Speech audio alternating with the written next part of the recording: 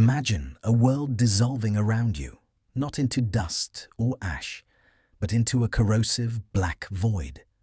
A world where the very air you breathe tastes of decay, and the ground beneath your feet is a shifting canvas of unimaginable horrors.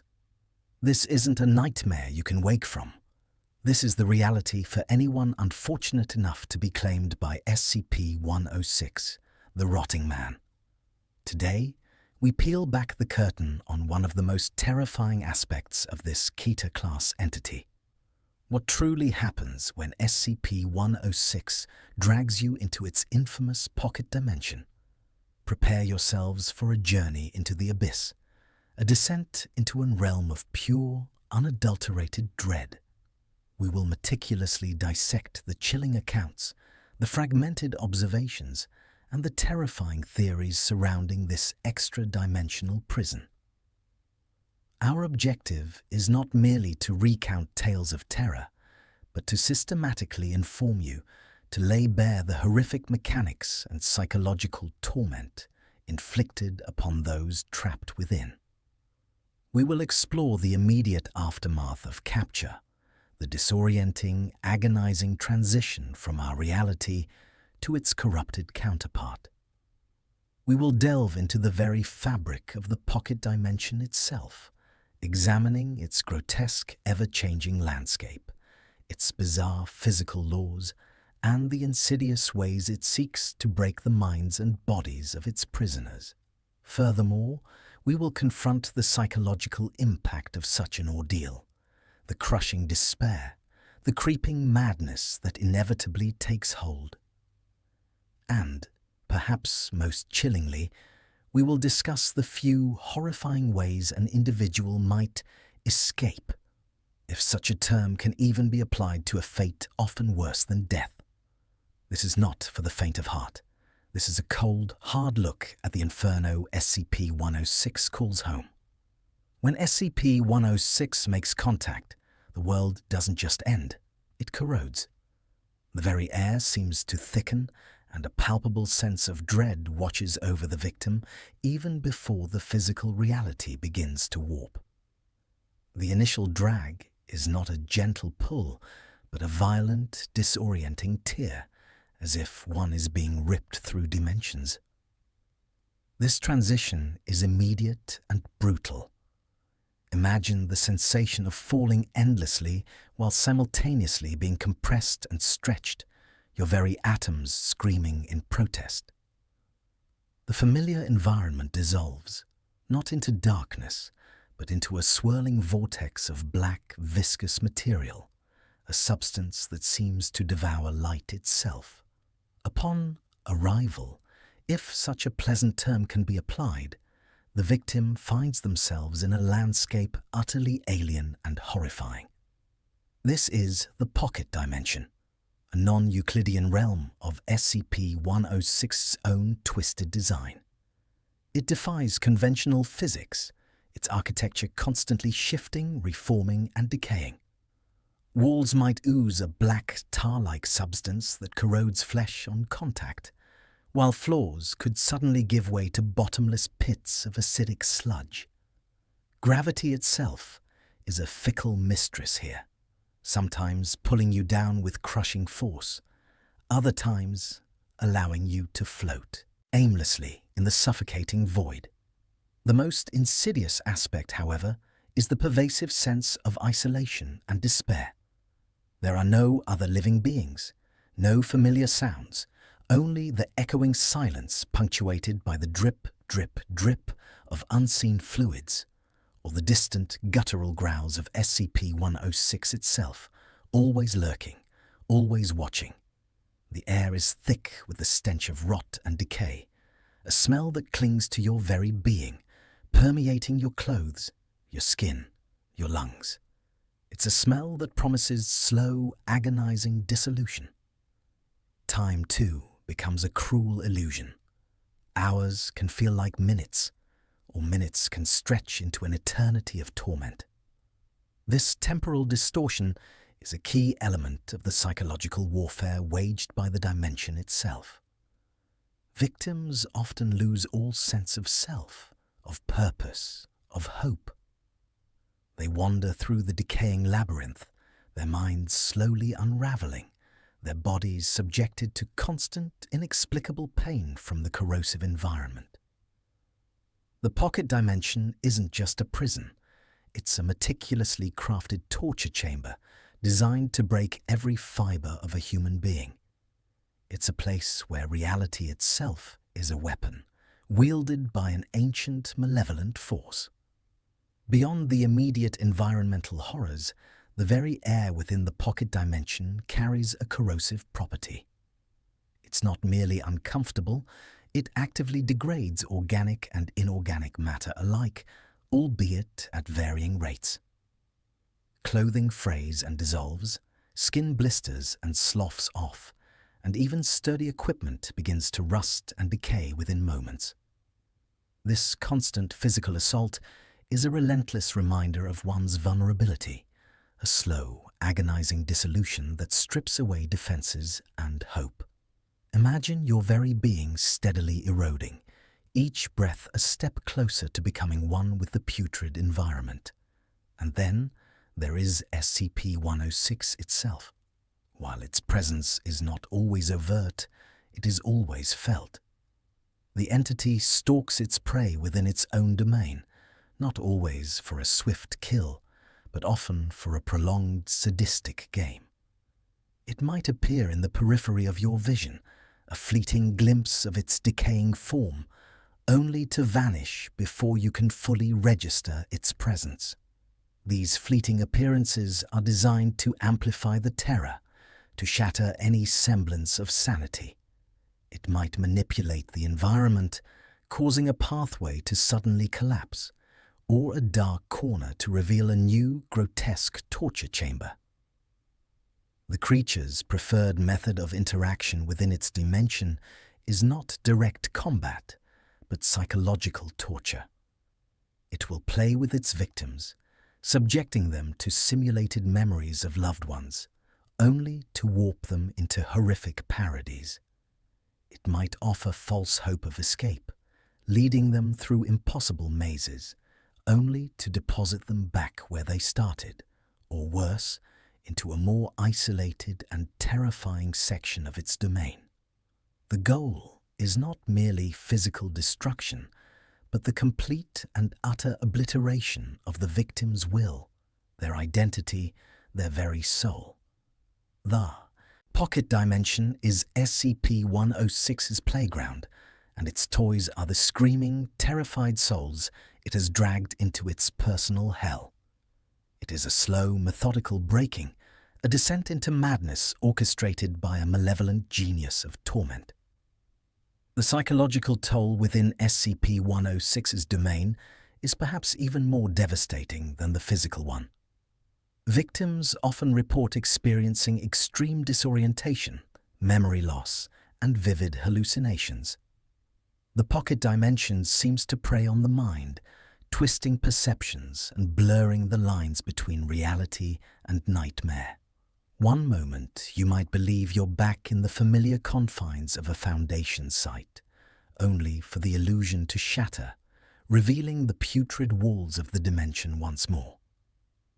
This constant psychological assault is a deliberate tactic, designed to strip away the victim's sanity, leaving them vulnerable and compliant. For those who endure for extended periods, the effects become profoundly disturbing. Reports from individuals who have somehow escaped, a rare and often harrowing event in itself, describe a permanent alteration of their mental state. They often suffer from severe post-traumatic stress, chronic paranoia, and a deep-seated fear of darkness or enclosed spaces. Many are rendered catatonic or suffer from irreversible cognitive damage. The experience leaves an indelible scar, a brand of terror etched onto the soul that no amount of therapy or medication can fully erase. They carry the pocket dimension within them, its echoes haunting their waking hours and invading their darkest dreams. Physical injuries sustained within the dimension are also uniquely horrifying. The corrosive properties of the environment mean that wounds do not heal normally. Instead, they fester, blacken, and spread, often leading to gangrene and tissue necrosis. Limbs can become so severely damaged that amputation is the only option, if the victim even survives long enough to receive medical attention. The very air seems to carry pathogens and unknown agents that accelerate decay, turning even a minor cut into a life-threatening ordeal. Survival is not a triumph, but often a prolonged agony, a testament to the sheer resilience of the human spirit in the face of absolute horror. Ultimately, the pocket dimension is a place of no return for most. Those who enter are typically never seen again, their existence ending in a silent, agonizing dissolution within its shifting, hateful confines. The few who escape are forever changed, living testaments to the unspeakable horrors contained within SCP-106's personal hell. Their tales serve as grim warnings, reinforcing the Foundation's resolve to contain the creature at all costs, lest more souls be dragged into its infinitely cruel domain. The very fabric of reality within the pocket dimension is fluid and malicious. Walls might suddenly materialize or vanish, corridors twist and turn into impossible configurations, and the ground itself can become a treacherous, unstable surface. This non-Euclidean geometry is not random. It appears to be actively manipulated by SCP-106, shifting to disorient and trap its victims. Imagine traversing a space where up is down, where a straight path leads back to where you started, or where a floor gives way to an abyss without warning. This constant, unpredictable alteration of space breeds a profound sense of helplessness, eroding any attempt to map or understand the environment. It is a labyrinth designed not to be solved, but to be endured until despair takes hold. Sound, too, is distorted and weaponized within this realm. Echoes of screams, both real and imagined, reverberate through the decaying air. Whispers that seem to emanate from nowhere might suggest false paths or taunt the victim with their impending doom. The silence, when it falls, is often even more unnerving, a heavy, oppressive blanket that suggests SCP-106 is closer than ever, watching, waiting. These auditory hallucinations and manipulations are another layer of psychological warfare, designed to chip away at the victim's sanity, making them question every sound, every shadow, every fleeting thought. Adding to this sensory assault are the pervasive, sickening odors. The stench of decay, of putrid flesh, of something ancient and foul saturates the atmosphere. It is a smell that clings to clothing, to skin, and to memory, a constant reminder of the dimension's true nature. This foul miasma is not merely unpleasant. It is nauseating, contributing to the physical distress and further breaking down the victim's will to resist. Breathing in this corrupted air is a constant act of endurance, a testament to the sheer will to survive in a place designed for utter obliteration. The dimension is not merely a prison. It is a meticulously crafted instrument of torment, designed to exploit every human vulnerability. It attacks the body, the mind, and the senses, leaving no aspect of its victims untouched. It ensures that even if one were to escape, the experience would forever be etched into their very being, a phantom limb of horror that never truly leaves. One of the most insidious aspects of the pocket dimension is the manner in which SCP-106 itself interacts with its captives. It rarely presents itself as an immediate, overwhelming threat, but rather as a shadowy, omnipresent entity that observes and stalks. Its appearances are often fleeting, glimpsed from the periphery of vision, a dark shape disappearing around an impossible bend, or a faint gurgling sound just out of earshot. This creates an unbearable sense of being hunted, of always being one step away from capture, amplifying the terror and driving victims into a state of constant debilitating paranoia. The fear of what SCP-106 might do next, or where it might appear, becomes a far more potent weapon than its direct physical attacks. SCP-106 is also known to engage in cruel, elaborate games with its victims. These are not games of chance or skill, but rather sadistic exercises in false hope and prolonged agony. A victim might find a seemingly intact escape route only for it to lead to a dead end, or worse, directly back into the waiting grasp of the creature. A familiar object, a photograph of a loved one, might appear, offering a fleeting moment of comfort before it too corrodes into dust or is snatched away by the entity. These instances of twisted mercy are designed to break the spirit, to show the victim that even their most cherished memories and hopes are meaningless within its domain. It is a psychological vivisection, meticulously dissecting their will to live. The corrosion effect isn't just physical. It extends to the very concept of time. Inside the pocket dimension, time itself seems to warp and stretch, making minutes feel like hours and hours like days. Victims lose all sense of chronological progression, unable to tell how long they have been imprisoned. This temporal disorientation contributes heavily to the mental breakdown, as the past becomes hazy, the future non-existent, and the present an eternal horrifying loop. Some accounts suggest that SCP-106 can even accelerate or decelerate a victim's personal perception of time, ensuring maximum suffering. Ultimately, the goal of SCP-106 is not merely to kill, but to utterly obliterate. It seeks to erase not just the body, but the mind, the memories, the very identity of its victims. It aims to reduce them to a state of absolute terror and despair, a broken shell consumed by its corrosive influence. The pocket dimension is its personal factory of despair, where hope is the most dangerous illusion of all. The physical degradation inflicted by the pocket dimension is agonizing and relentless. It's not merely a matter of being corroded by SCP-106's touch. The very air, the ground, the touch of any surface within this realm seems to accelerate the decay of organic matter. Skin blisters and sloughs off, muscles atrophy, and bones weaken, all at an unnaturally rapid pace. This process is slow enough to be excruciatingly painful, yet fast enough to be terrifyingly visible.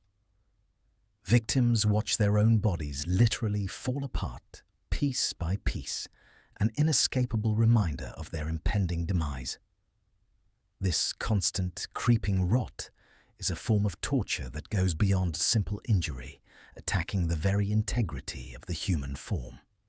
Beyond the general decay, SCP-106 often inflicts specific, targeted injuries. It might sever limbs, not to kill, but to maim and incapacitate, leaving its prey to crawl through the corrosive environment, their wounds festering.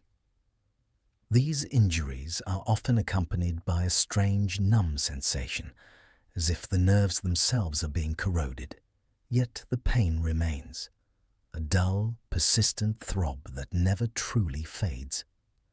Imagine dragging yourself through a landscape of shifting, decaying matter, knowing that every movement exacerbates your wounds and that your own body is betraying you.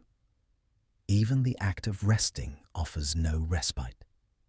Sleep is a luxury rarely afforded, and when it comes, it is plagued by nightmares more vivid and terrifying than any waking horror. The psychological torment continues unabated, infiltrating the subconscious, twisting dreams into further instruments of despair. There are accounts of victims waking to find themselves in a different section of the dimension, or with new unexplained injuries, suggesting that SCP-106 continues its work even when they are unconscious. The concept of a safe haven, even within one's own mind, is utterly shattered. The ultimate fate for most within the pocket dimension is not a quick death, but a drawn-out dissolution. They become disfigured, broken husks, their minds shattered, their bodies ravaged. Some are eventually consumed by SCP-106, dragged back into its essence, while others simply cease to exist, dissolving into the corrosive environment until nothing remains. Their screams echo in the void, a testament to the horror that was and the terror that continues. The few who manage to escape SCP-106's pocket dimension do not emerge unscathed. Survival is a relative term in their cases, as they carry the scars of their ordeal, both visible and invisible, for the remainder of their shattered lives. Physically, the effects are often grotesque. Limbs may be partially corroded, skin a patchwork of raw flesh and scarred tissue, and internal organs compromised by the insidious decay. Some victims exhibit accelerated aging, their hair turning white and their bodies becoming frail, as if decades had passed within moments in that horrific realm. Their senses are often permanently damaged, taste and smell distorted, their vision plagued by phantom shadows, and their hearing hypersensitive to the slightest, most innocuous sounds, which trigger terrifying flashbacks. But it is the psychological trauma that truly defines their existence after escape. Survivors are almost universally afflicted with severe post-traumatic stress disorder, manifesting as chronic anxiety, debilitating paranoia, and night terrors that replay the horrors they endured. They often struggle with memory loss, unable to fully recall the specifics of their capture or their time within the dimension, yet the pervasive sense of dread and the visceral fear of SCP-106 remain acutely present. Some develop a profound fear of darkness, enclosed spaces, or even the scent of decay, which can plunge them into catatonic states or violent episodes. The identity of the individual is often profoundly altered. The person who entered the pocket dimension rarely emerges whole. The constant psychological torture, the erosion of hope, and the systematic breaking of their will leave them fundamentally changed. They might become withdrawn, unable to form connections, or conversely exhibit extreme aggression and volatile behavior. Trust in others is often shattered, as they were utterly alone in a realm of pure malevolence.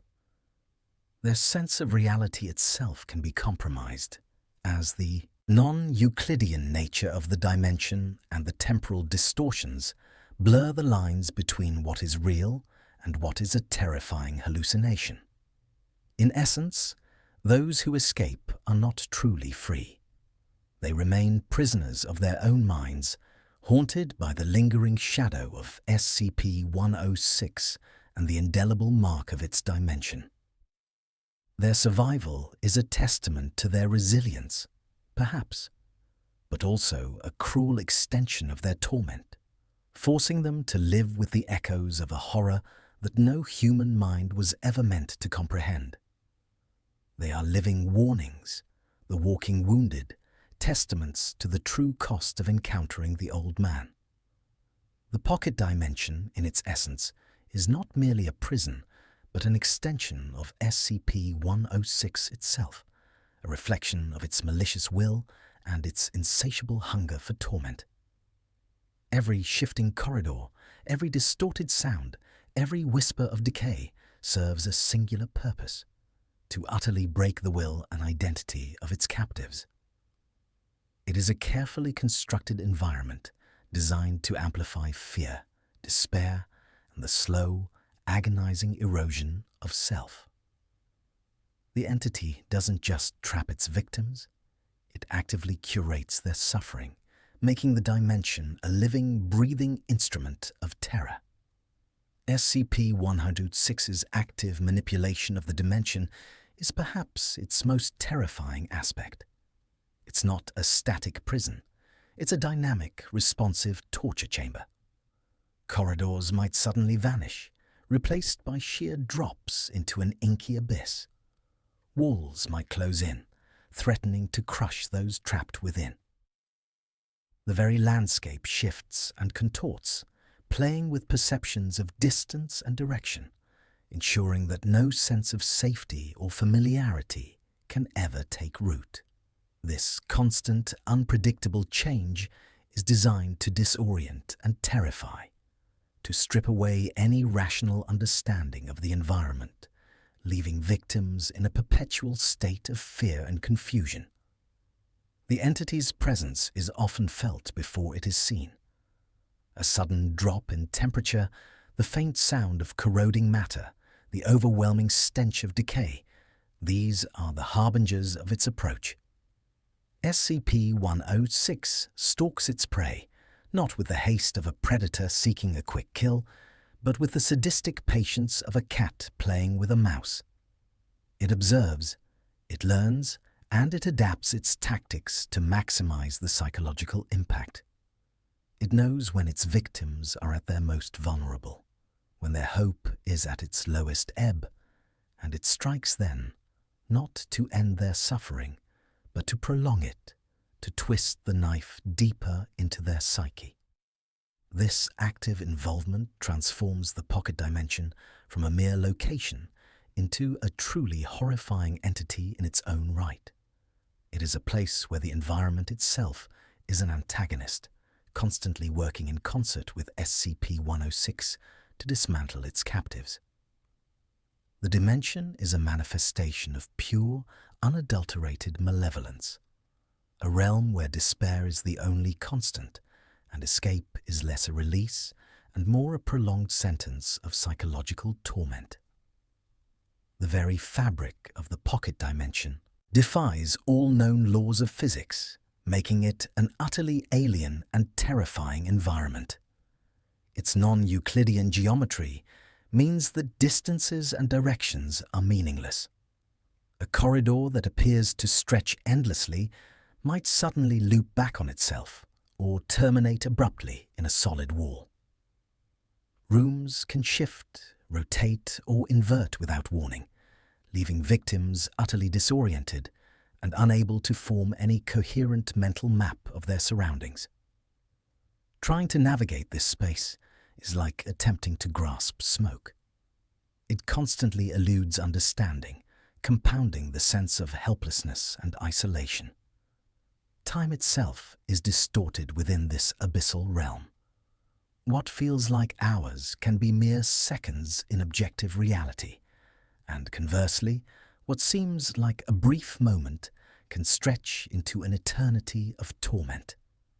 This temporal distortion is a cruel psychological weapon, stripping away any sense of a linear progression or the comforting passage of time. Victims cannot gauge how long they've been trapped, how much longer their ordeal might last, or if rescue is even a remote possibility. This temporal uncertainty amplifies their despair, making every waking moment a prolonged agony without end. The corrosive nature of the dimension is not just a physical threat. It's a constant, pervasive reminder of decay and disintegration. The very air seems to carry a fine, caustic mist that slowly eats away at flesh, clothing, and even metal. Surfaces are slick with a black, viscous ichor that burns on contact, and every step taken is a gamble against further degradation. This environmental corrosion mirrors the internal decay SCP-106 seeks to inflict, slowly dissolving not just the body, but the mind and spirit as well. It's a physical manifestation of the entity's desire to reduce everything to nothingness. Furthermore, the dimension is saturated with an insidious multisensory assault. The putrid stench of rot and chemicals hangs heavy in the air, sickening and inescapable. Distorted sounds, like distant screams or the scraping of metal on bone, echo from unseen depths, playing on the victim's deepest fears. The visual landscape is a monochromatic nightmare of shadows and decay, devoid of any natural light or comforting colors. This relentless sensory overload, coupled with the impossible geometry and temporal distortions, creates an environment designed to systematically dismantle sanity, leaving its captives utterly broken and devoid of hope. The primary objective of SCP-106's pocket dimension is not simply to kill, but to utterly obliterate the identity of its victims, reducing them to nothing more than hollowed-out husks. This process is a meticulous and agonizing one, a slow-motion unraveling of self. The relentless psychological pressure, the physical degradation, and the constant exposure to the entity's malevolence work in concert to strip away everything that makes an individual who they are. Memories become fragmented, personal history blurs, and the very concept of self begins to fray at the edges. This psychological torment is often orchestrated through a series of sadistic games and manipulations. SCP-106 is known to stalk its prey, appearing and disappearing at will, never allowing a moment of peace. It might mimic voices of loved ones, whisper forgotten fears, or project distorted visions of past traumas. These psychological attacks are meticulously tailored to each individual, exploiting their deepest vulnerabilities and driving them further into madness. It's a macabre puppet show, with SCP-106 pulling the strings of their sanity, watching them writhe and break. The process of degradation extends to the very essence of human dignity. Victims are subjected to conditions that are not only physically agonizing, but also profoundly humiliating. They are stripped of their agency, their autonomy, and ultimately, their humanity. The corrosion eats away not just at their flesh, but at their self-respect, their will to resist, and their very sense of worth. By the time SCP-106 is done, if they are even still recognizable, they are often reduced to a state of primal fear and submission, their minds shattered beyond repair. For the rare few who somehow manage to escape this nightmare, the torment does not end. The psychological scars are deep, often manifesting as severe PTSD, chronic paranoia, and a profound inability to reconnect with reality. Their minds are forever imprinted with the horrors they witnessed, the pain they endured, and the terrifying malevolence of SCP-106. They become ghosts of their former selves, haunted by the echoes of the pocket dimension, forever prisoners of their trauma, even in the perceived freedom of the outside world. Their identity, once a vibrant tapestry, is now a tattered, faded remnant, a testament to the entity's horrific efficacy in its dark purpose. The very act of being dragged into the pocket dimension is not merely a transition of space, but a violent rupture from reality itself. The sudden shift from a familiar environment to the alien, corrosive realm is jarring, immediate, and utterly disorienting. One moment, you are in a recognizable place. The next, you are enveloped by an oppressive darkness, a suffocating stench, and a pervasive sense of wrongness. This instantaneous displacement serves as the initial shock, a brutal severing from everything safe and known, plunging you into an inescapable nightmare. The experience of the pocket dimension is fundamentally one of isolation and helplessness.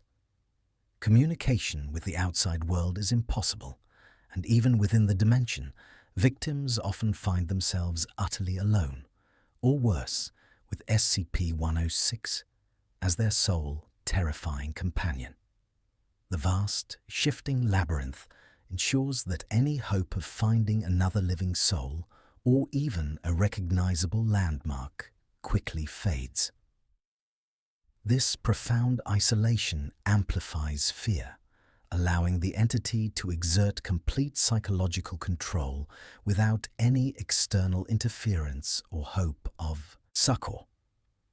SCP-106 itself is not merely an inhabitant of this dimension. It is its master, its architect, and its prime mover. Its presence is pervasive, even when unseen. The shifting corridors, the localized pockets of corrosion, the sudden appearance of familiar objects distorted into grotesque parodies. These are all manifestations of its will.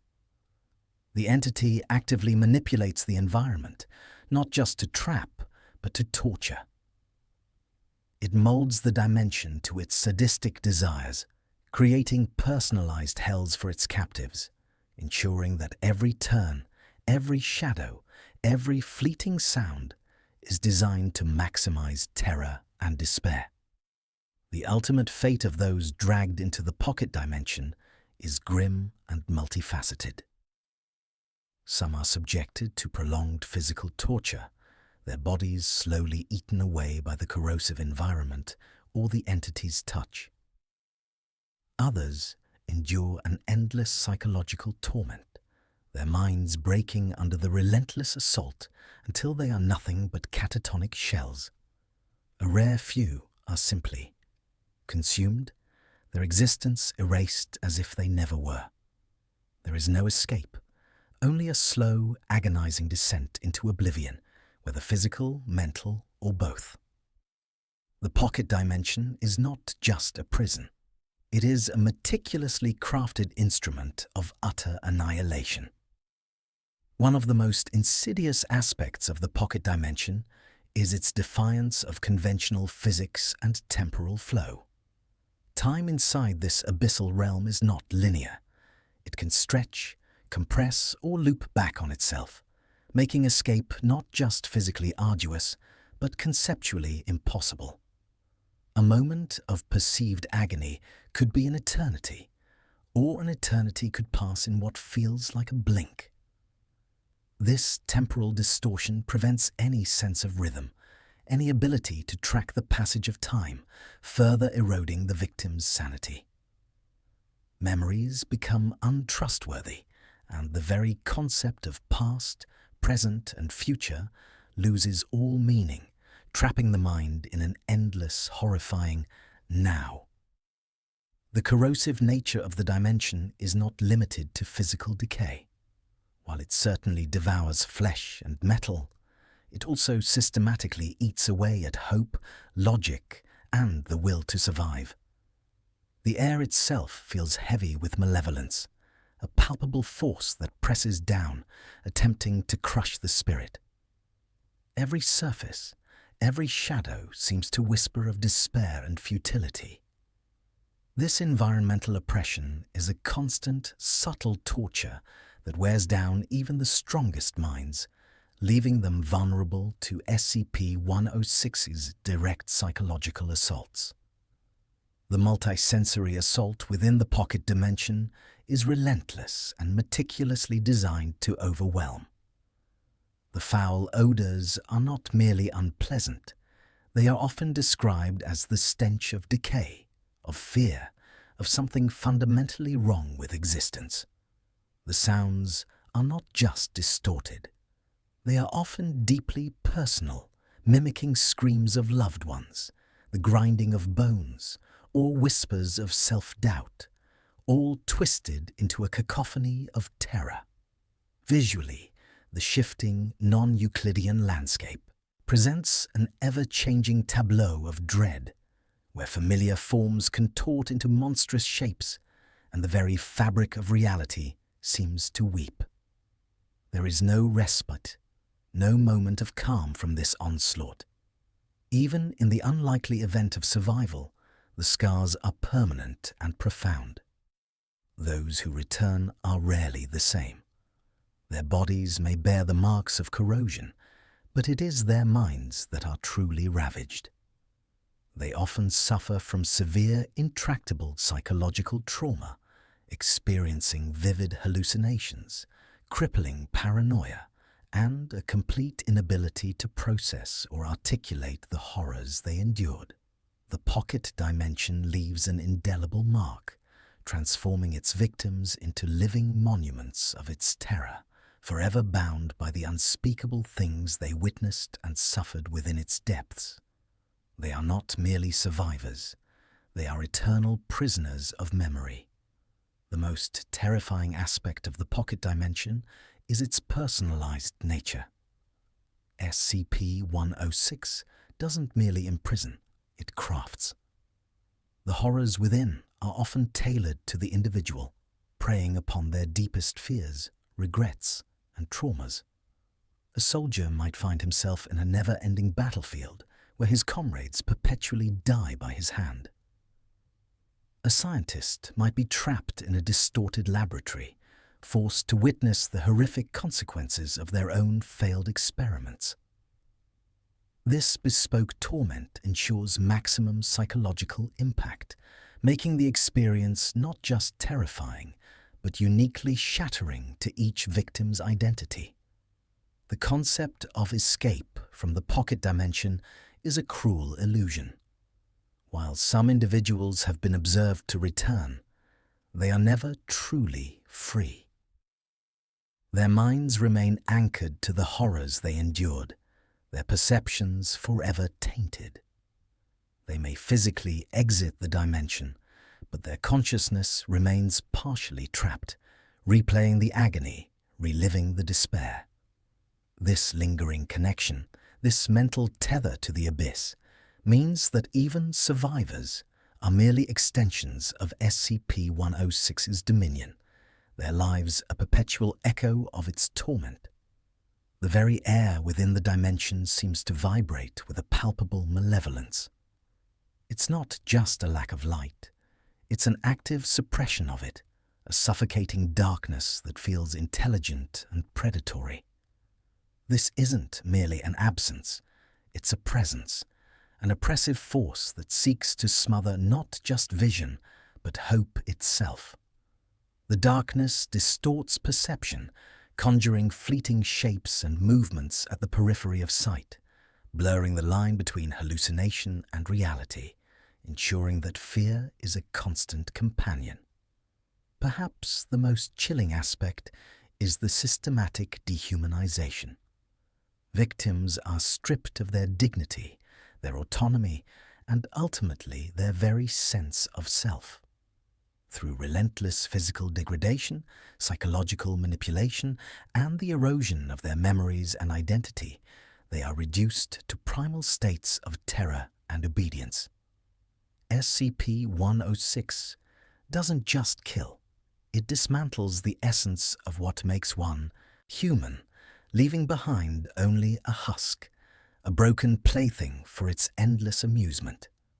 This slow, deliberate erasure of self is the ultimate horror of the pocket dimension. The very fabric of the pocket dimension is designed to disorient and terrify. Its non-Euclidean geometry means that corners can lead back to the same spot. Corridors can twist into impossible angles, and distances can stretch or shrink without reason. This constant spatial manipulation ensures that a victim can never map their surroundings, never find a logical path, and therefore never truly escape.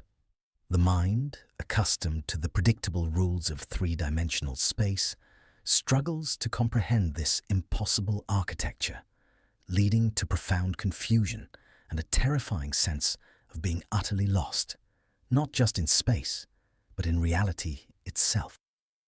Adding to this disorientation is the pervasive sense of being watched.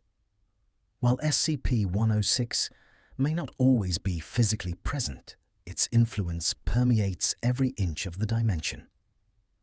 Victims often report feeling an unseen presence, a chilling awareness that their tormentor is observing their every struggle, reveling in their fear. This omnipresent surveillance amplifies the psychological pressure, making every moment an agonizing performance for an unseen, malevolent audience. The knowledge that their suffering is being enjoyed deepens the despair, turning personal agony into a grotesque spectacle. The environmental decay within the pocket dimension is more than just physical corrosion. It's a reflection of the decay inflicted upon the victim's mind and spirit. The crumbling structures, the seeping black ichor, the constant process of degradation mirror the internal breakdown of sanity and hope. Everything within this realm is dying or already dead, and the victim is forced to become part of this slow, agonizing process. It's a physical manifestation of the mental and emotional rot that SCP-106 inflicts. Perhaps the most terrifying key aspect is the complete and utter isolation. There are no other souls to be found within the core areas of the pocket dimension, save for SCP-106 itself. No rescuers, no allies, no one to bear witness to the unspeakable. This profound solitude amplifies every fear, every pain, every doubt. The victim is utterly alone, facing an incomprehensible horror with no one to offer comfort or even acknowledge their existence.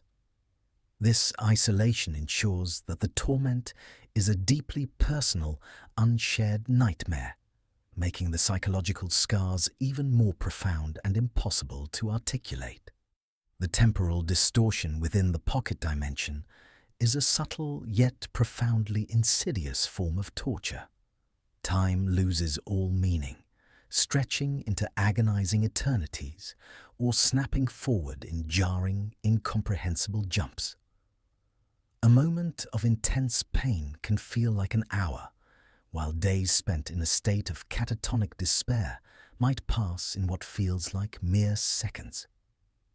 This temporal fluidity shatters any sense of continuity, making it impossible for victims to track their suffering, to anticipate an end, or even to remember how long they've been trapped.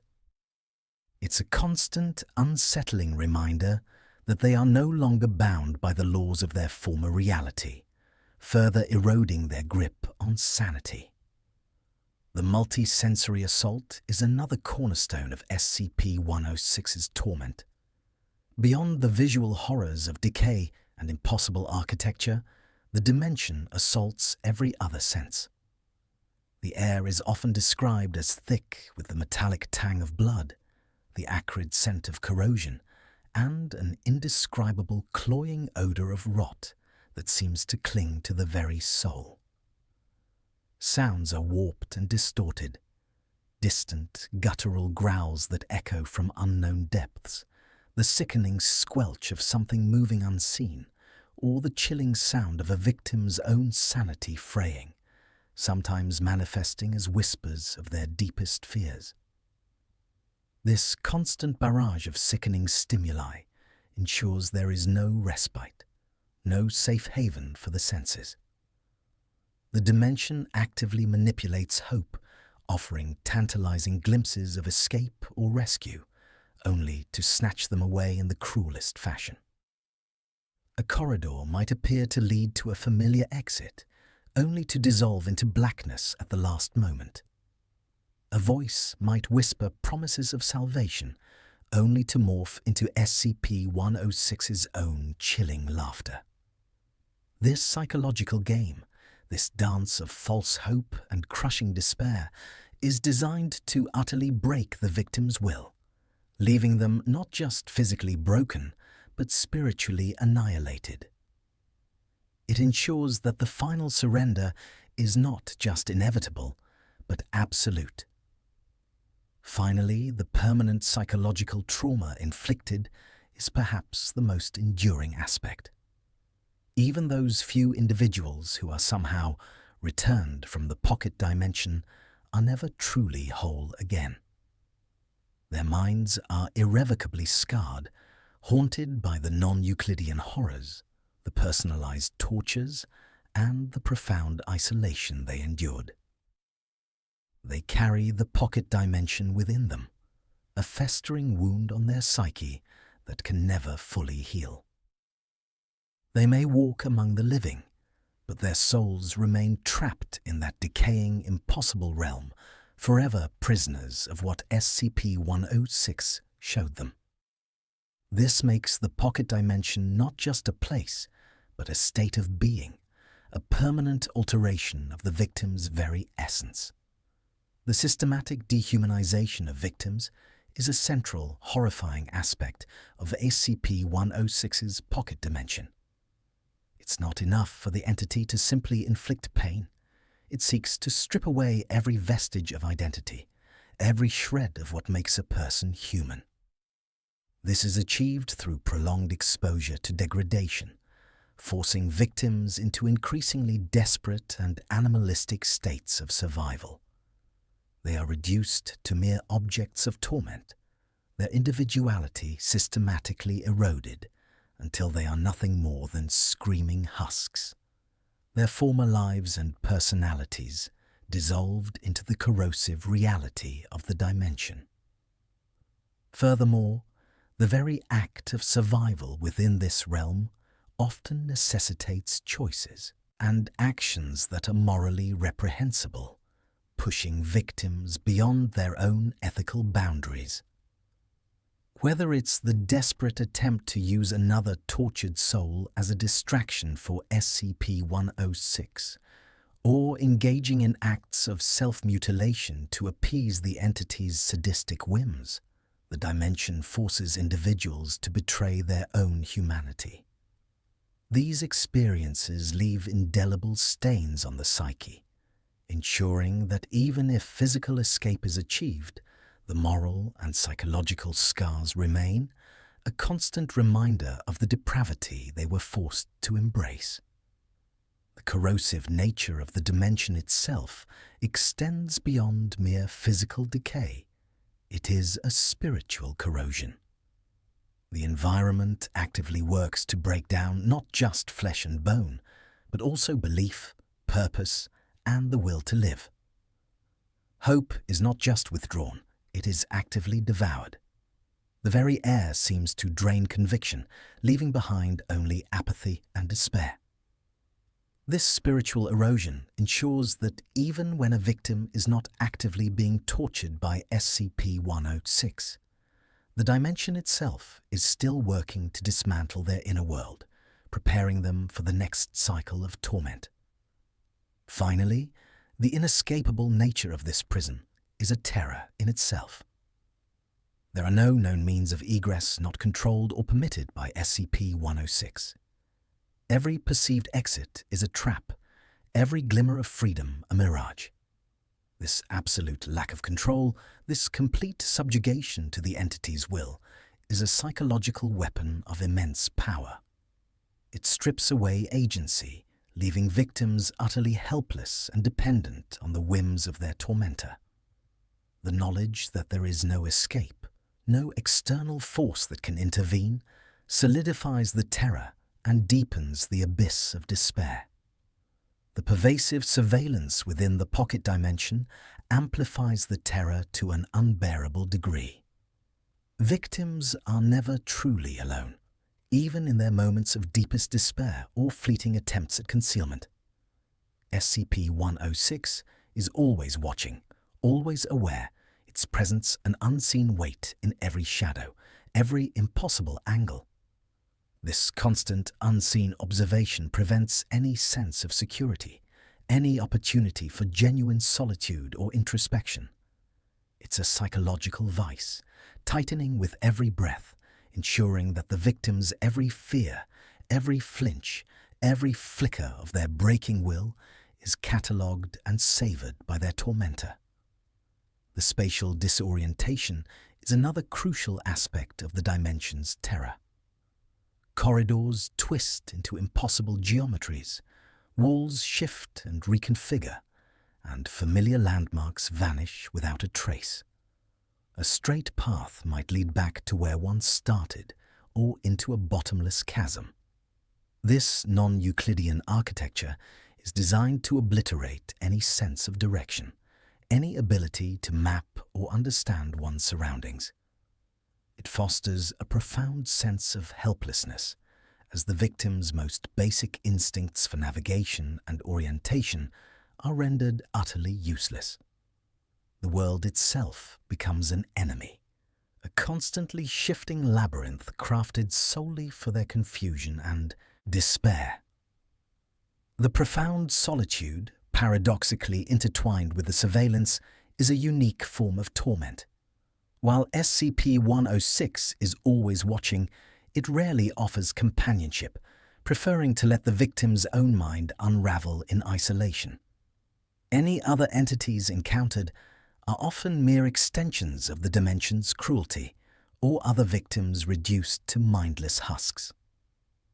This enforced solitude amplifies every fear, every doubt, every ache, leaving the victim with only their own deteriorating thoughts for company. It's a loneliness so absolute, it becomes a physical weight, pressing down until the last flicker of social connection is extinguished.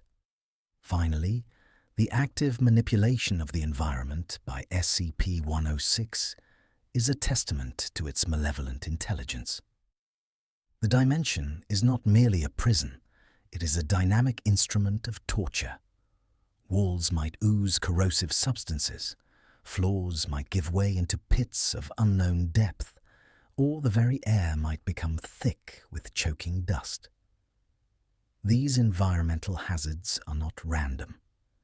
They are often tailored to the victim's specific vulnerabilities or fears, designed to prolong suffering and prevent any semblance of adaptation. The environment itself becomes an extension of SCP-106's will, a living, breathing nightmare meticulously crafted to dismantle its prey. The relentless psychological torture inflicted by SCP-106 is not merely a consequence of the dimension, but its very purpose. The entity delights in the methodical dismantling of sanity, employing sadistic games and twisted scenarios that prey upon the deepest fears and vulnerabilities of its victims. It's a predator of the mind, meticulously crafting its torments to break not just the body, but the very essence of personhood. This goes beyond simple pain. It aims for utter psychological annihilation. One of the most insidious tools in its arsenal is the manipulation of false hope. Glimpses of an exit, the faint echo of a familiar voice, the sudden appearance of a seemingly safe haven. These are not genuine opportunities for escape, but carefully constructed illusions. They are dangled before the victim, only to be snatched away at the last moment, or to reveal themselves as yet another layer of trap. This cycle of hope and despair is profoundly damaging, eroding the victim's will, making them question their own perceptions, and ultimately rendering them incapable of truly believing in escape, even if a genuine one were to present itself. The physical corrosion that permeates the dimension is another key aspect, extending to both the environment and its inhabitants. Walls weep a black, viscous substance that eats through flesh and bone. Metal rusts and crumbles in mere moments, and organic matter decays at an accelerated, unnatural rate. This isn't just about damage, it's about a constant, grinding reminder of inevitable dissolution. Victims witness their own bodies, and those of others slowly succumbing to this putrefaction, a horrifying preview of their ultimate fate. The very air seems to carry the stench of decay, a constant assault on the senses that reinforces the hopelessness of the situation. Finally, the profound and lasting trauma inflicted upon any rare survivors is perhaps the most chilling testament to the dimension's efficacy. Those who manage to escape are not truly free. They emerge not as individuals who have overcome a challenge, but as shattered reflections, their minds irrevocably scarred. They suffer from extreme PTSD, hallucinations, severe paranoia, and often a complete inability to reintegrate into normal society. The pocket dimension doesn't just hold its victims within its walls. It imprints itself upon their very souls, transforming them into perpetual prisoners of their own horrifying memories, forever tethered to the abyss they briefly endured. Their freedom is an illusion, their minds a permanent battleground for the horrors they witnessed. The multi-sensory assault within the pocket dimension is a relentless barrage, meticulously crafted to overwhelm and disorient. It's not just the sight of impossible geometries or the pervasive stench of decay. It's the unsettling silence that can abruptly give way to echoing screams, the chill that permeates the very bones even in seemingly warm areas, or the phantom touch of unseen entities. This constant, unpredictable assault on every sense prevents any moment of peace, any opportunity for the mind to find an anchor. It blurs the lines between reality and nightmare, driving victims further into psychosis. Temporal distortion is another insidious element, twisting the very fabric of time itself. Moments can stretch into eternities, while days might pass in what feels like mere seconds. This manipulation makes it impossible for victims to track their time spent within the dimension, eroding their sense of continuity and further fragmenting their sanity. How long have they been here? Weeks? Years? The uncertainty itself is a torment, stripping away any concept of a past life or a potential future, trapping them in an eternal, horrifying present. The active manipulation of hope, as mentioned before, is a cornerstone of SCP-106's sadistic strategy. It's not enough to simply trap and torture. The entity desires to witness the agonizing death of the victim's spirit. A faint light in the distance that promises an exit, only to dissolve into a wall of corrosive black sludge. The sudden appearance of a familiar object, a memento from their past, only for it to melt into a grotesque imitation. These aren't accidents. They are deliberate acts of psychological warfare, designed to ignite a spark of hope, merely to extinguish it with maximum cruelty, over and over again. Perhaps the most terrifying aspect is the permanent, indelible trauma inflicted. Even if one were to somehow escape the pocket dimension, the experience is not something from which a mind can simply recover. The horrors witnessed, the psychological torment endured, the fundamental shattering of reality. These leave scars that no therapy can truly heal. Survivors are not just broken. They are fundamentally altered, their perceptions irrevocably warped, their capacity for joy or normalcy often extinguished. They become living testaments to SCP-106's cruelty, forever carrying a piece of the pocket dimension within their very souls, perpetually imprisoned by their own memories. The inescapable nature of SCP-106's pocket dimension is a core aspect of its terror. There are no conventional exits, no weaknesses to exploit, no help that can penetrate its warped boundaries. Once dragged in, a victim is utterly at the mercy of the entity and its twisted domain.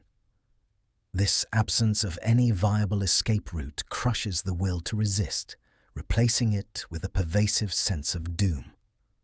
The realization that there is no way out, that this torment is their new permanent reality, is a psychological blow that few can withstand.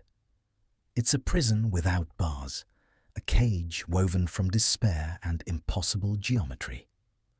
Pervasive surveillance is another chilling feature, amplifying the feeling of absolute helplessness. Victims are never truly alone, even in the deepest recesses of the non-Euclidean landscape. SCP-106 is always watching, always aware. Its malevolent presence felt like a cold breath on the back of the neck.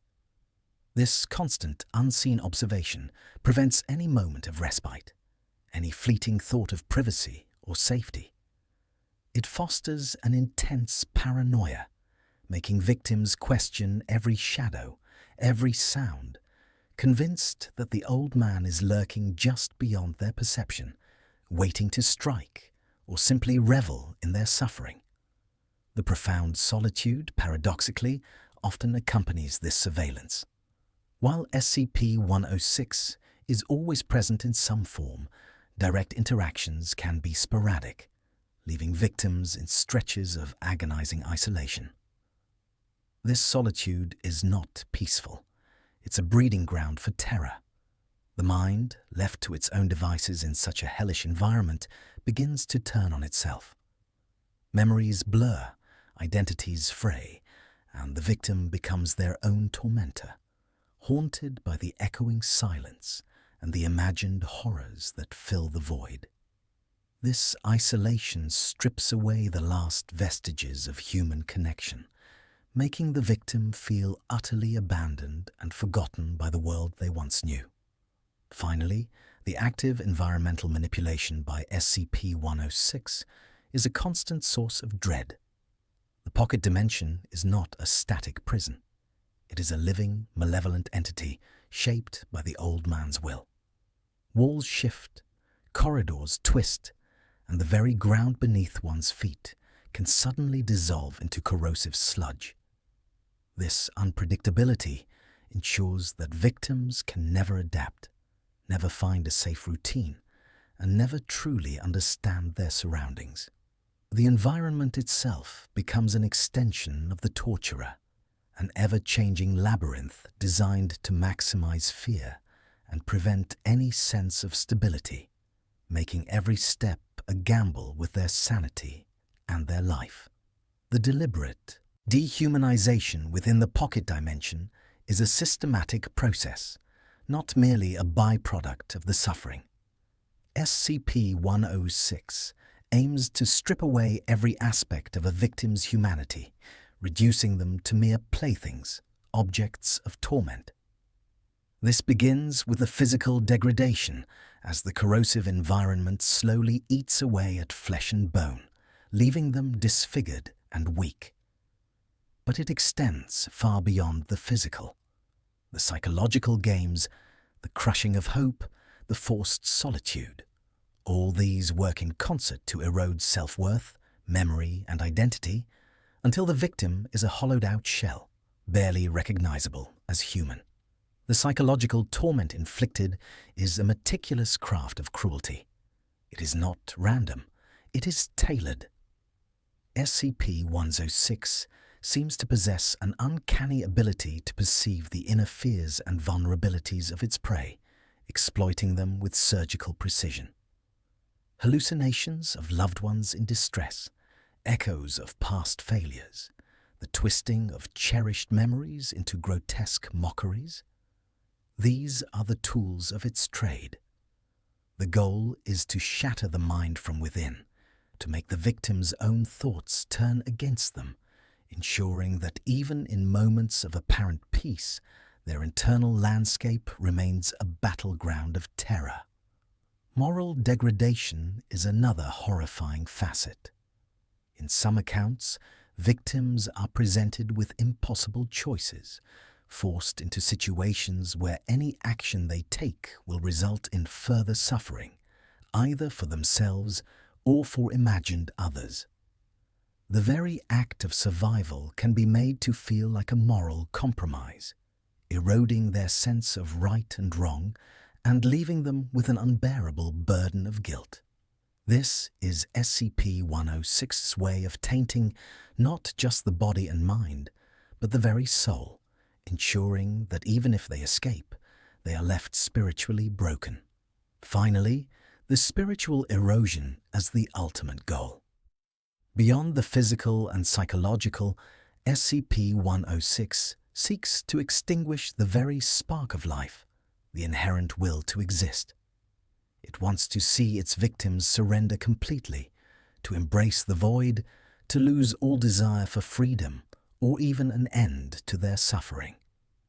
This is achieved through the cumulative effect of all the preceding torments, until the victim's spirit is utterly crushed, leaving behind only an empty vessel, a testament to the old man's horrific power. The erosion of memory is a particularly cruel aspect of the pocket dimension's effect.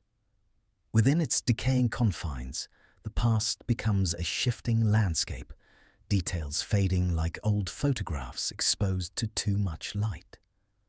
Victims often report an inability to recall their own names, their origins, or the faces of their loved ones. This isn't just forgetfulness, it's an active dissolution, as if the dimension itself is hungry for their history, consuming it to leave them rootless and utterly alone. Without memory, who are they? What remains of their identity when their personal narrative is systematically erased? It leaves them adrift, unmoored from reality. Temporal distortion further compounds this disorientation.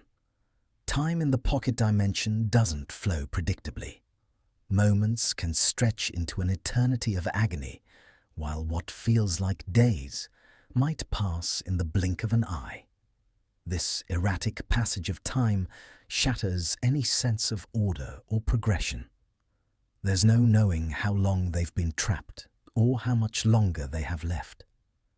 The past, present, and future merge into a terrifying, shapeless continuum, making it impossible to gauge the duration of their torment or anticipate its end. This temporal chaos is another layer of control, preventing victims from forming any coherent understanding of their predicament. The physical decay, as we've touched upon, is relentless. The corrosive nature of the dimension doesn't just damage, it actively breaks down organic matter at a cellular level. Flesh blackens and sloughs off, bones become brittle, and internal organs slowly liquefy. This isn't a quick death. It's a prolonged, agonizing transformation into something barely recognizable as living. The body itself becomes a source of horror, a decaying vessel that betrays its inhabitant, mirroring the internal rot inflicted by the psychological torture. Finally, the multi-sensory torment ensures that no faculty is spared. The air itself might reek of decay and ozone, a sickly, sweet scent that clings to everything. Sounds can range from the chilling scraping of SCP-106's movements to whispers that echo personal fears, or even the screams of unseen past victims. The visual landscape is a constant assault of non-Euclidean angles and shifting shadows, while the touch of the dimension is often cold, clammy, or searingly corrosive. Every sense is saturated with dread, preventing any escape, even into the sanctuary of one's own mind. The sadistic manipulation of hope is a cornerstone of SCP-106's torture. It's not enough to simply inflict pain. The old man delights in offering glimpses of escape, only to snatch them away. A flickering light in the distance that promises a way out, only to reveal itself as a dead end, or worse, a trap. A faint whisper of a familiar voice, suggesting rescue is near, before dissolving into mocking laughter. These moments of false hope are far more damaging than constant despair, for they ignite a flicker of the will to survive, only to brutally extinguish it over and over again. Each cycle of hope and betrayal chips away at the victim's resolve, leaving them increasingly broken and cynical, until the very concept of salvation becomes another form of torment. The psychological games played by SCP-106 are not random acts of cruelty, but calculated maneuvers. It observes, it learns, and it customizes its torment based on the individual. For a person who values logic, it might present impossible paradoxes and non-Euclidean geometries that defy understanding. For someone deeply attached to their family, it might conjure phantom images of loved ones suffering or force them to relive their worst regrets. These games are designed to target the deepest vulnerabilities, to dismantle the cognitive frameworks that define a person, leaving them utterly disoriented and unable to trust their own perceptions. The dimension itself seems to become an extension of SCP-106's twisted mind, a stage for its elaborate psychological theater. The pervasive sense of surveillance is another insidious detail. Even when SCP-106 is not physically present, victims report feeling constantly watched. Shadows seem to shift with unseen eyes, whispers echo from unseen corners, and the very air feels charged with an unseen presence. This omnipresent gaze breeds intense paranoia, stripping away any sense of privacy or security. There is no hiding, no moment of respite from the feeling of being an object of cruel observation. This constant surveillance reinforces the victim's helplessness, making them acutely aware that their suffering is being meticulously enjoyed, every scream and every tear noted by their unseen tormentor. It transforms them into performers in a horrific, unending play. The profound isolation within the pocket dimension is a weapon as potent as any physical corrosion. Victims are utterly alone, cut off from all contact with the outside world, and often from any other living soul. This isn't merely solitude, it's an active, suffocating emptiness that gnaws at the very core of one's being. Without interaction, without a reflection of oneself in another, the sense of self begins to fray. The mind, left to its own devices in such a hostile environment, often turns inward, becoming its own torturer. Fantasies and hallucinations can become indistinguishable from reality, further blurring the lines of sanity. The silence, punctuated only by the old man's movements or the sounds of one's own deteriorating body, becomes deafening, a constant reminder of their abandonment. The active hostility of the environment itself is another key aspect. This isn't a passive prison. The dimension is a living, breathing entity manipulated by SCP-106 to inflict maximum suffering. Walls might shift, corridors might suddenly appear or vanish, and the very ground beneath one's feet could become a corrosive trap. The air might thicken, making breathing a struggle, or sudden temperature extremes could be unleashed. There is no safe place, no stable ground to cling to. The environment is an extension of SCP-106's sadistic will, a dynamic and unpredictable landscape of pain that ensures constant vigilance and perpetual fear. Every shadow, every creak, every shift in the atmosphere becomes a potential threat. The spatial disorientation is a constant, maddening feature. The pocket dimension's non-Euclidean geometry means that familiar concepts of up, down, left, and right are meaningless.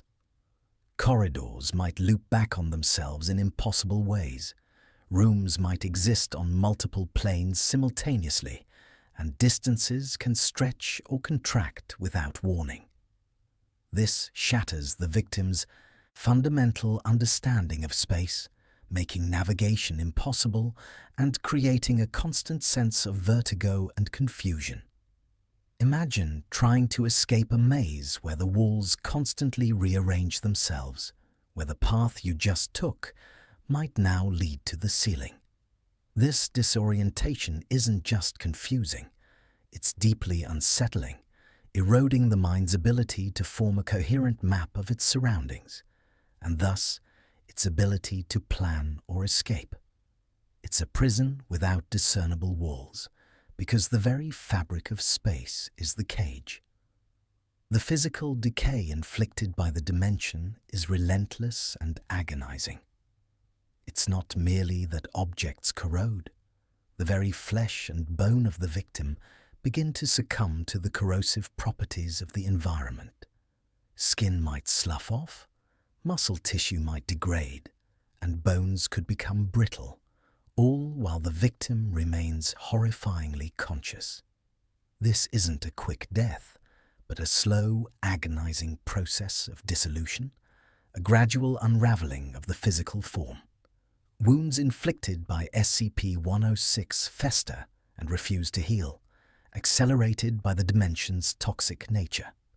This constant physical deterioration serves as a horrifying, undeniable reminder of their inescapable fate, a living testament to the dimension's power to unmake.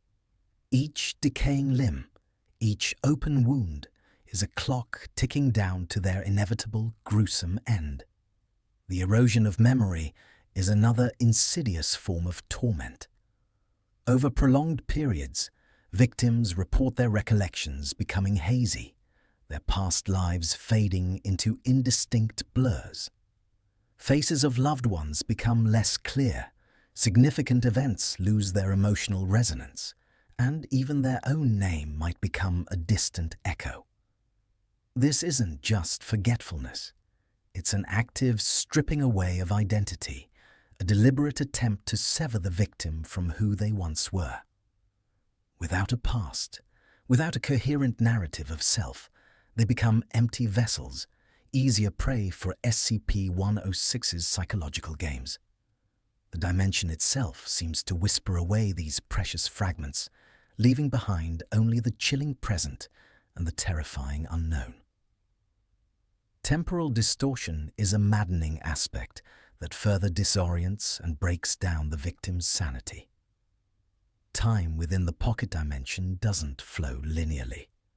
Moments can stretch into eternities, while hours might pass in what feels like mere seconds. Days can blend into weeks, seasons can shift without warning, or time might simply cease to have meaning altogether. This disjunction from normal temporal perception makes it impossible to track how long one has been imprisoned, to anticipate anything, or to maintain any sense of rhythm or routine. It's a constant state of temporal whiplash, where the past, present, and future become a terrifying, incomprehensible jumble. This profound temporal chaos ensures that hope for rescue dwindles, as the concept of an outside world with its own clock becomes increasingly alien and unreal. The pervasive surveillance within the pocket dimension is a chilling, ever-present reality.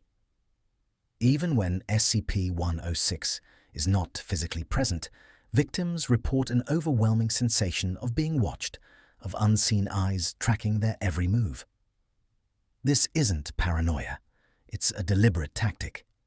The dimension itself seems to be an extension of SCP-106's senses, allowing the entity to observe and anticipate its prey's reactions.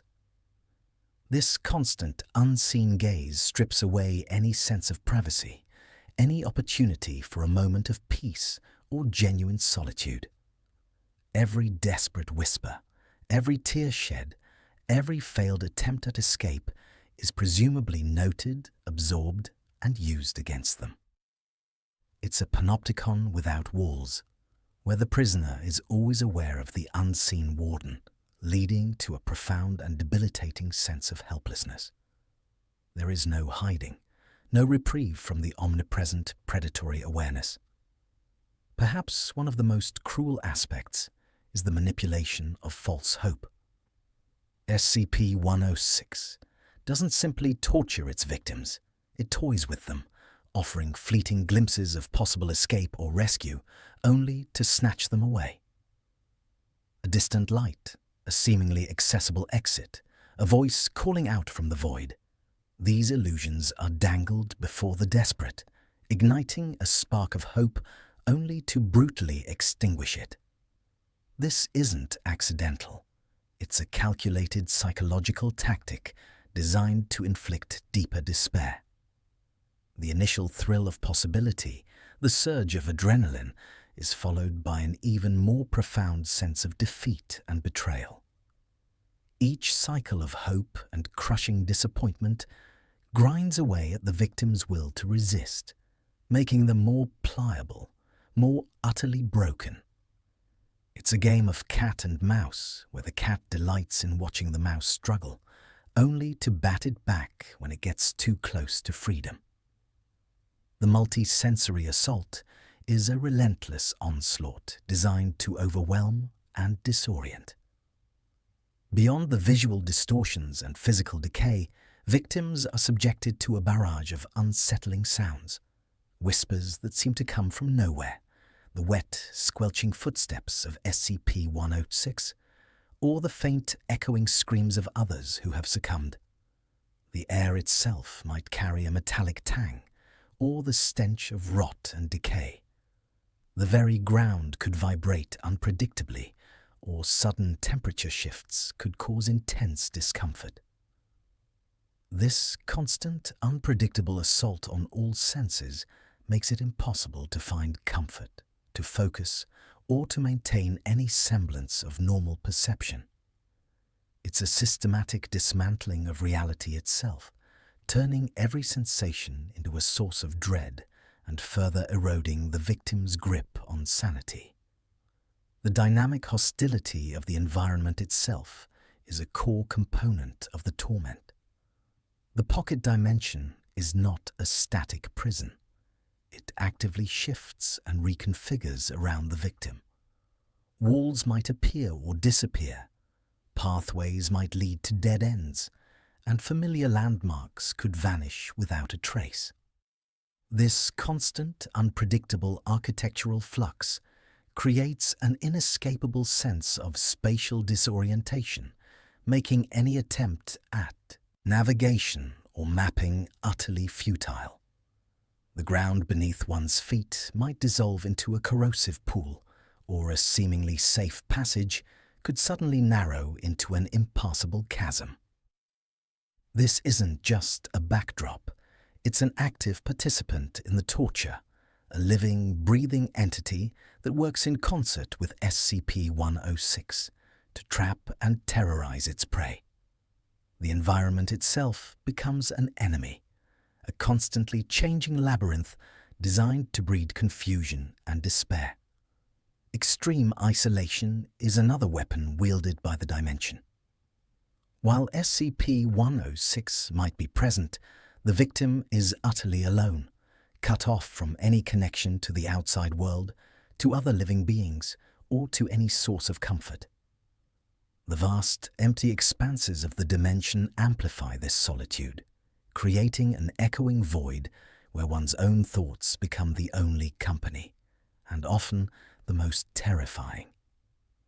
This isn't merely being alone, it's an enforced absolute severance, a complete removal from the fabric of reality that fosters an unbearable sense of insignificance and despair.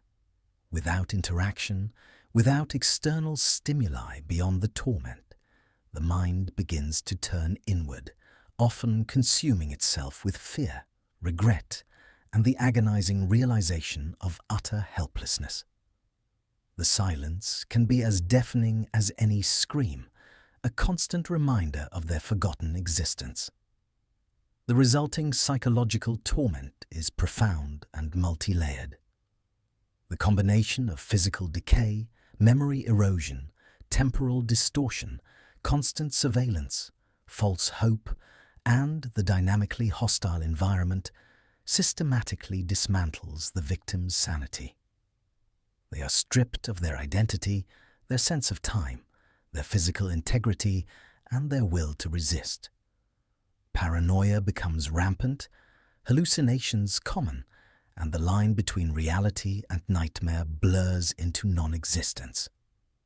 The mind, unable to cope with the relentless assault, retreats into itself, often succumbing to catatonia, profound psychosis, or a complete mental breakdown. The goal of SCP-106 is not merely to kill, but to utterly break the individual, to reduce them to a shell of their former self, a living testament to the horror they have endured. Even if a victim were to escape, the psychological scars would be an eternal prison, a fragment of the pocket dimension forever imprinted upon their very soul. The physical decay inflicted within the pocket dimension is a slow, agonizing process. It begins subtly, perhaps with a dull ache, then progresses to a pervasive rot. Flesh might spontaneously slough off, bones could become brittle, and organs might simply cease to function. This isn't a quick, violent death, but a drawn-out, horrifying disintegration of the body. The corrosive properties of the dimension affect all matter, organic and inorganic. But on living beings, it's a particularly cruel fate. Victims don't simply die, they wither, their bodies becoming grotesque caricatures of their former selves, often while their minds are still agonizingly aware. Imagine feeling your own tissues dissolving, your very structure failing, with no hope of medical aid or even a quick end. It's a violation of the most fundamental biological processes, a living death that defies comprehension. Hand in hand with physical decay comes the insidious process of memory erosion. The dimension actively works to strip victims of their past, their identity, and their sense of self. Memories become hazy, then fragmented, then vanish altogether. Important events, loved ones, even their own name might become elusive, dissolving into the pervasive mental fog. This isn't merely forgetting, it's an active erasure, a systematic theft of one's personal history. Without memories, a person loses their anchors to reality, their understanding of who they are and where they come from. It's a psychological void, leaving them adrift in a terrifying present with no past to guide them, no future to anticipate. The self is unmade, leaving behind only a hollow vessel. Temporal distortion further compounds the torment. Time within the pocket dimension does not flow linearly or consistently. Moments can stretch into eternities, or entire hours might vanish in a blink. Days bleed into weeks, weeks into months, without any discernible pattern or passage. This warping of time makes it impossible to track one's stay, to anticipate an end, or to even comprehend the duration of their suffering. A few minutes of agony could feel like years, while years of confinement might pass as a blur. This temporal chaos completely shatters any sense of normal existence, contributing to profound disorientation and the erosion of sanity. It's a dimension where the clock has no hands and every second is an eternity of dread. The pervasive surveillance within the pocket dimension is a constant, suffocating reality. Victims are never truly alone, even in the deepest, most desolate corners of the realm. SCP-106 is always watching, its unseen gaze a palpable pressure that grates on the nerves. It observes every desperate attempt at escape, every flicker of hope, every descent into madness. This isn't just passive observation. It's an active, predatory scrutiny designed to amplify fear and helplessness. The feeling of being constantly monitored, of having every move, every thought, every agonizing breath scrutinized by an unseen, malevolent entity, slowly erodes any sense of privacy or autonomy. There is no sanctuary, no moment of respite from the watchful eye of their tormentor. The shadows themselves seem to hold eyes, and the silence echoes with unseen judgment. Further deepening the psychological terror is SCP-106's sadistic manipulation through false hope. The entity sometimes presents illusory paths to freedom, glimpses of an exit, or moments of apparent vulnerability. A seemingly open doorway might appear, only to vanish as one approaches. A distant glimmer of light might beckon, only to recede into impenetrable darkness. These cruel deceptions are not random. They are meticulously crafted to ignite a spark of hope, only to brutally extinguish it over and over again. Each cycle of hope and despair grinds down the victim's spirit, making them increasingly cynical, distrustful, and ultimately completely broken. The false promise of escape is a far more effective tool of torture than mere confinement, as it systematically drains the will to even try. It's a game of cat and mouse, where the mouse is repeatedly shown the door, only to have it slammed shut just before reaching it. The multisensory torment inflicted is designed to overwhelm and disorient. Beyond the visual distortions and the crushing silence, victims report phantom smells of decay, the sensation of unseen hands brushing against them, or the faint, maddening whispers of their own fears. The very air can feel heavy, charged with an oppressive energy that saps strength and clarity of thought. These sensory assaults are tailored to individual weaknesses, exploiting deep-seated phobias and anxieties. The dimension itself becomes a living nightmare, constantly probing and exploiting every vulnerability. It's a symphony of dread, a relentless barrage of unnatural stimuli that ensures no moment of peace, no escape from the horror even within one's own mind.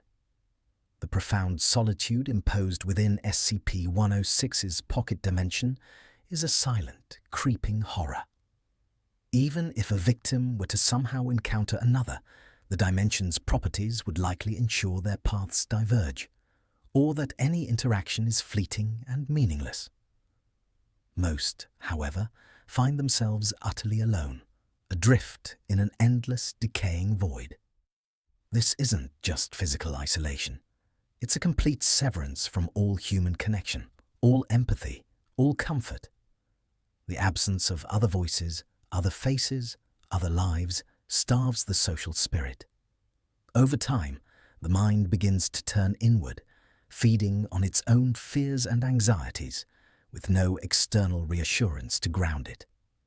The silence stretches, broken only by the victim's own ragged breathing or the distant, unsettling sounds of the dimension itself, sounds that only serve to emphasize their utter aloneness. This solitude fosters a deep, existential dread, a feeling of being utterly forgotten and abandoned, a toy for a predator with no one to bear witness to their suffering.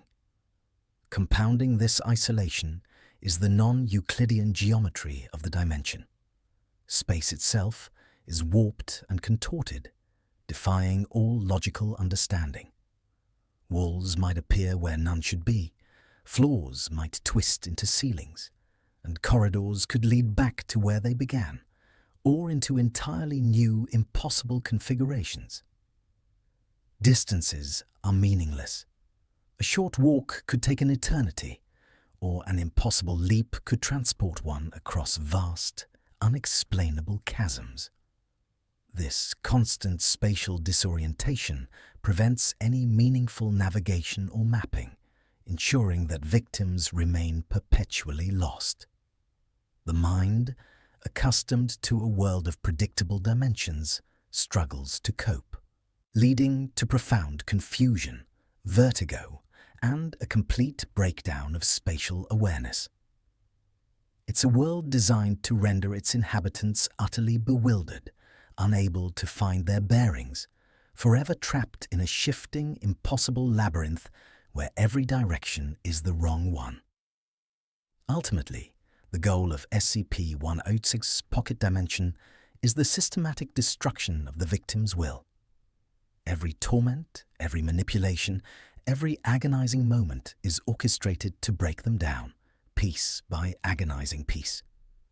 The physical decay, the memory erosion, the temporal distortion, the surveillance, the false hope, the multisensory assaults, and the profound solitude all serve this singular, horrifying purpose.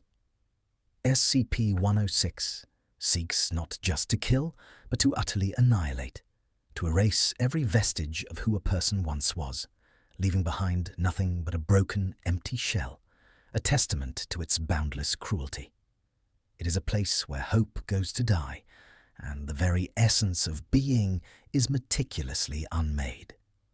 The corrosive nature of the pocket dimension's environment is a relentless, insidious threat. It's not just the structures that decay. The very air seems to carry a subtle, pervasive rot that affects all matter within. Clothing frays and disintegrates, equipment rusts and crumbles, and even the victim's own flesh begins to succumb to an unnatural entropy. This isn't a swift, violent attack, but a slow, agonizing dissolution. Skin might become unnaturally dry and cracked, hair could fall out in clumps, and muscle mass could waste away, even without physical exertion. The body itself becomes a battleground, constantly fighting against an unseen force that seeks to break it down, molecule by molecule. This physical degradation mirrors the psychological decay, serving as a constant, horrifying reminder of the inescapable nature of their predicament. It's a slow unraveling, a testament to the dimension's fundamental hostility towards all life and form. Beyond the physical, the pocket dimension actively inflicts memory erosion. As days bleed into weeks and weeks into an indeterminate span, victims report a terrifying loss of self. Names, faces, cherished memories, even the purpose of their own existence begin to fade like smoke. The past becomes a blurred, indistinct dream, making it impossible to hold on to the anchor of who they once were. This isn't simple forgetfulness. It's an active, predatory process designed to strip away identity and leave behind an empty vessel. Without memories, a person loses their history, their connections, their very sense of self. They become adrift, unable to recall why they are fighting, or even what they are fighting for. This erosion of memory is perhaps the cruelest form of torture, as it denies the victim the solace of their past, leaving them stranded in an eternal, terrifying present. Adding to this profound disorientation is the temporal distortion inherent to the realm. Time within the pocket dimension flows unevenly, unpredictably, or perhaps not at all in any conventional sense. Moments can stretch into eternities, while entire epochs might pass in the blink of an eye. There is no sunrise or sunset, no changing seasons, no rhythmic ticking of a clock to mark the passage of existence. This temporal incoherence shatters any sense of continuity, making it impossible to gauge how long one has been trapped or how much longer one might endure. Days merge into weeks, weeks into months, until the very concept of linear time becomes meaningless. This distortion compounds the psychological torment, contributing to the feeling of being eternally trapped, forever lost in a timeless, inescapable nightmare. The true horror of the pocket dimension isn't merely the environment, but the pervasive, predatory surveillance of SCP-106 itself. Every crumbling corridor, every distorted chamber feels watched. There's an unnerving sense that SCP-106 is always observing, always waiting, always savoring the unfolding despair. This isn't just a physical presence, it's a psychic intrusion, an omnipresent awareness that invades every private moment. Victims report feeling eyes upon them even in the deepest recesses of the dimension, a cold, malevolent gaze that penetrates their very thoughts. This constant scrutiny erodes any sense of privacy or security, reducing them to specimens under a grotesque microscope. The knowledge that their tormentor is not only present, but actively enjoying their suffering adds another layer of profound psychological distress, transforming the dimension into a personal, inescapable stage for SCP-106's sadistic theater. Further deepening the psychological torment is SCP-106's insidious manipulation through false hope. Just when a victim is on the brink of surrender, a glimmer of escape might appear. A seemingly stable door, a faint light, a whisper of a familiar voice. These are not genuine opportunities, but cruel illusions orchestrated by SCP-106 to reignite a desperate flicker of hope, only to brutally extinguish it. The door might lead to a deeper, more horrifying chamber. The light might be a lure to a fatal drop. The whisper, a distorted echo of a loved one's voice, could transform into a mocking shriek. Each dashed hope plunges the victim into a deeper abyss of despair, for it is not merely the loss of an opportunity, but the agonizing realization that even hope itself is a weapon wielded against them. This cycle of false promise and bitter disappointment systematically breaks the human spirit, leaving behind a profound cynicism and a terror of even the faintest possibility of rescue. Finally, SCP-106 tailors multisensory torment to each individual. The specific horrors inflicted are not random. They are often precisely calibrated to a victim's deepest fears, their most cherished memories, or their most profound vulnerabilities. A person terrified of heights might find themselves suspended over an endless chasm. Someone with a deep love for music might be assailed by agonizingly discordant sounds or the distorted, maddening rendition of a beloved melody.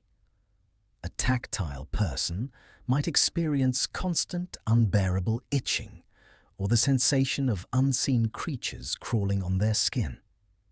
This personalized hell ensures that the torment is maximally effective, directly targeting the foundations of a victim's sanity. It demonstrates an intelligent, malevolent understanding of the human psyche, turning a victim's own mind against them, creating a bespoke nightmare designed for their ultimate, agonizing undoing. One of the most profound and devastating aspects of the pocket dimension is the inescapable, dehumanizing solitude it imposes. Imagine being utterly alone, not just physically, but existentially. There are no other living souls, no echoes of humanity, only the chilling presence of SCP-106 and the vast, decaying emptiness. This isn't merely isolation. It's a profound, soul-crushing aloneness that systematically strips away a victim's connection to the world and to themselves. Without external interaction, without the mirror of another's gaze, the boundaries of self begin to blur. Thoughts become their only company, often turning against them in a relentless internal monologue of fear and despair. The silence, when SCP-106 isn't actively tormenting, is not peaceful. It's heavy, suffocating, a constant reminder of their utter insignificance in this alien realm. This absolute solitude is a weapon designed to corrode the very fabric of identity. Further exacerbating this isolation is the spatial disorientation that defines the pocket dimension. This is not a place that adheres to any recognizable geometry or physics. Corridors twist and turn in impossible ways, leading back to where they started or to entirely new, equally horrifying locations. Walls might shift, floors might vanish, and gravity itself can become a fickle, terrifying force. What appears to be a solid surface one moment might be a bottomless chasm the next. This non-Euclidean architecture ensures that escape is not just difficult, but conceptually impossible. There is no map to this madness, no consistent path to follow. Every attempt to navigate is met with failure. Every direction chosen leads only to further confusion and despair. This constant spatial flux denies the victim any sense of stability or control, fostering a deep-seated helplessness that paralyzes the will to resist. The mind, desperate for order, is instead plunged into a chaotic abyss, where reason itself begins to unravel. Ultimately, the cumulative effect of these torments is the systematic erosion of the victim's will and sanity. The physical decay, the memory loss, the temporal confusion, the constant surveillance, the false hopes, the personalized horrors, the profound solitude, and the spatial disorientation all work in concert to utterly dismantle the individual. It's a process of unmaking, a slow, agonizing erasure of everything that defines a person. The goal is not merely death, but complete annihilation of the self, leaving behind nothing but a broken, empty shell, if even that. The victim's spirit is ground down to dust, their will to live replaced by a hollow acceptance of their fate. This isn't just suffering. It's the systematic destruction of what it means to be human. The pocket dimension is not merely a prison, it is an active, malevolent entity in itself, designed to corrode all matter that enters it. This isn't a passive decay, it's an aggressive, pervasive erosion that attacks every aspect of a victim's physical being and their surroundings. Clothing frays and disintegrates, skin shrivels and peels, bones become brittle, and even metal objects rust and dissolve at an accelerated rate. The air itself feels corrosive, burning the lungs with every breath. This constant, visible degradation serves as a horrifying, undeniable testament to the dimension's power and the victim's inevitable fate. It's a slow, agonizing process, a constant reminder that their very substance is being eaten away, mirroring the psychological decay occurring within. There is no escape from this physical dissolution, no corner where the insidious rot does not reach. Beyond the physical, SCP-106 actively manipulates the environment for psychological torture. The dimension is not static. It shifts, groans, and sometimes even bleeds corrosive material, all seemingly orchestrated by SCP-106 to maximize terror. Walls might ooze black ichor, floors could spontaneously collapse, or seemingly solid structures might ripple like water. These unpredictable changes are designed to keep victims in a perpetual state of fear and uncertainty, denying them any chance to adapt or find a stable footing. The very ground beneath their feet is a weapon, the air they breathe a torment. This active manipulation extends to the sensory realm, with disembodied whispers, phantom footsteps, or sudden ear-splitting screeches erupting from the darkness, all carefully deployed to chip away at sanity. Ultimately, SCP-106's grand design is to utterly destroy a victim's will and their sense of reality. The sum of all these horrors, the physical decay, the psychological torment, the pervasive surveillance, the false hope, the isolation, the disorientation, is meticulously crafted to break every last shred of resistance. It's a systematic deconstruction of the individual, where their identity, memories, and even their very understanding of existence are dismantled. Survivors, if they can be called that, emerge as empty husks, their minds shattered, their spirits irrevocably scarred. They are no longer the people they once were, but perpetual prisoners of the trauma, forever haunted by the echoes of the dimension, even in freedom. The pocket dimension doesn't just kill, it annihilates. The very air in the pocket dimension is a weapon, inflicting slow, agonizing physical and psychological degradation. Every breath taken is a gasp of corrosive particulate.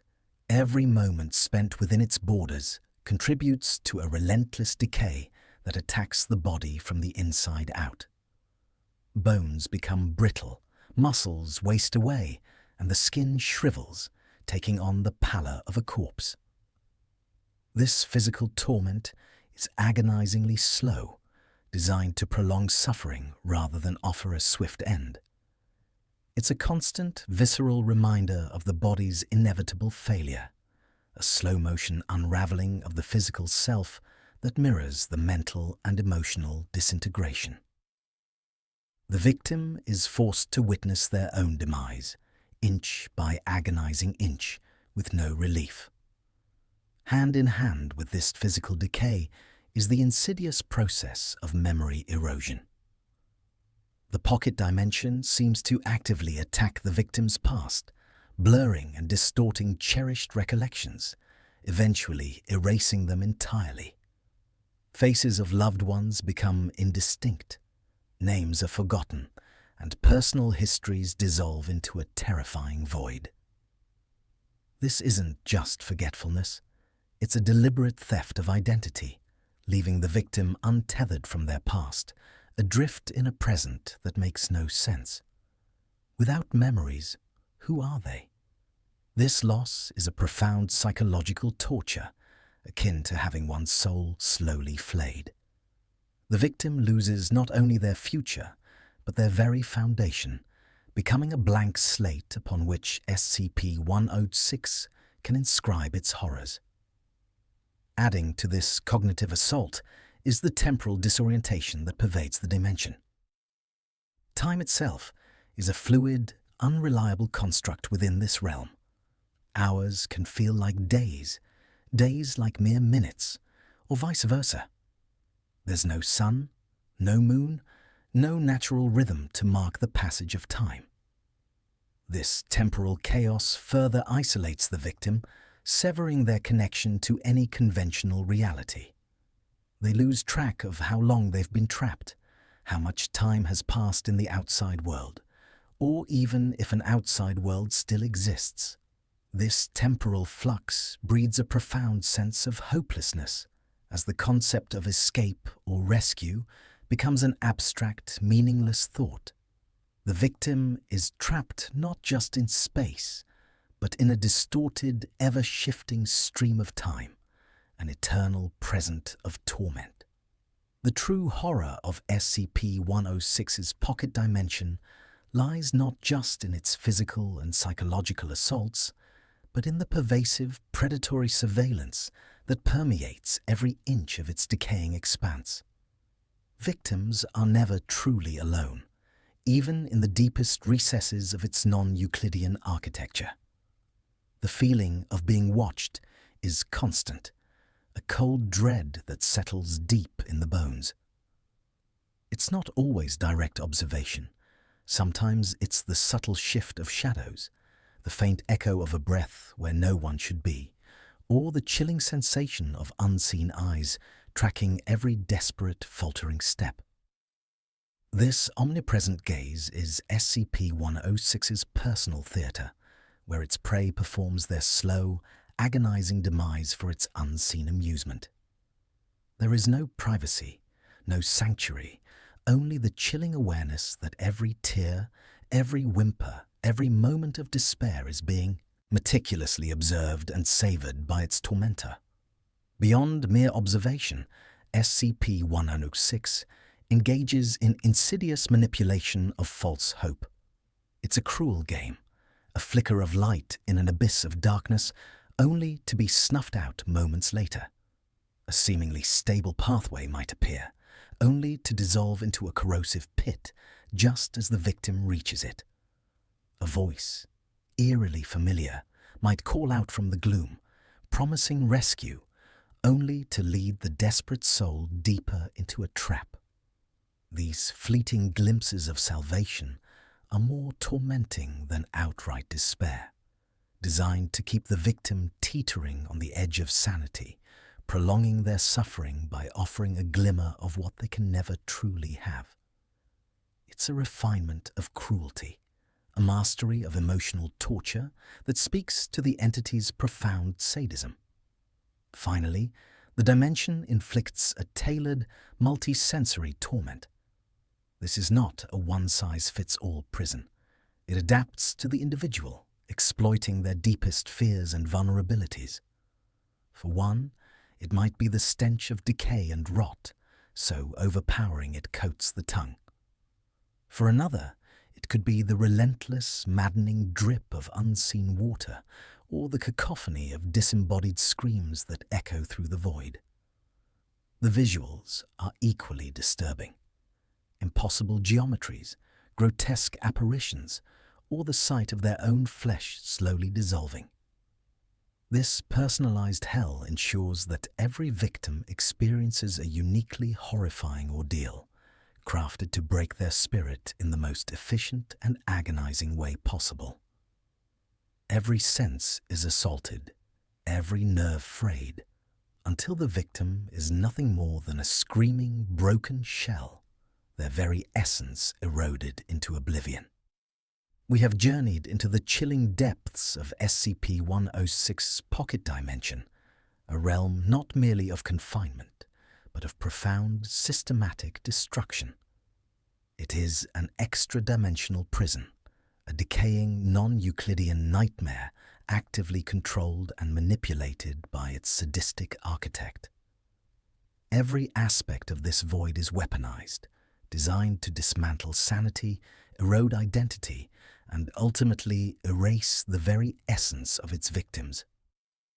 Recall the pervasive corrosion that attacks not just the environment, but the very flesh and bone of those trapped within, a slow, agonizing physical decay that mirrors the psychological unraveling. This realm is a master of environmental manipulation, twisting space and time to disorient and isolate, ensuring that no sense of reality remains intact. We've explored the inescapable, dehumanizing solitude, a silence so profound it screams, broken only by the whispers of despair and the unseen presence of the old man. Remember the multi-sensory torment, tailored to exploit individual fears, assaulting every nerve ending, every fragile memory. The predatory surveillance, a constant, chilling gaze that strips away all privacy, transforming suffering into a grotesque spectacle. And the insidious manipulation of false hope, those cruel flickers of light in an abyss of darkness, designed only to prolong agony and deepen despair. What happens when SCP-106 drags you into the pocket dimension? Your body decays, your memories are stolen, and your sense of time shatters.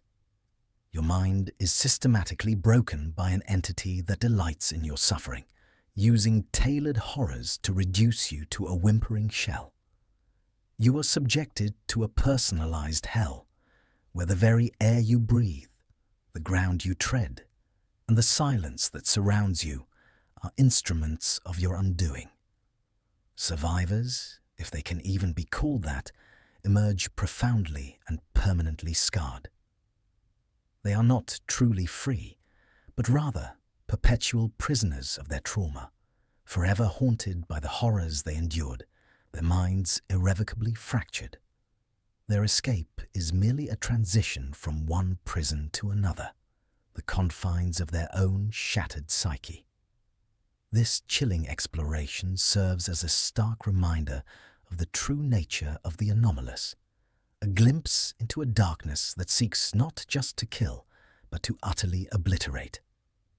The pocket dimension is not just a place, It is an active, malevolent entity, an extension of SCP-106's boundless cruelty. Consider this knowledge not as mere information, but as a warning. For in the world of the anomalous, some doors, once opened, can never truly be closed, and some horrors, once glimpsed, can never truly be forgotten. Stay vigilant, stay safe, for the darkness is always watching.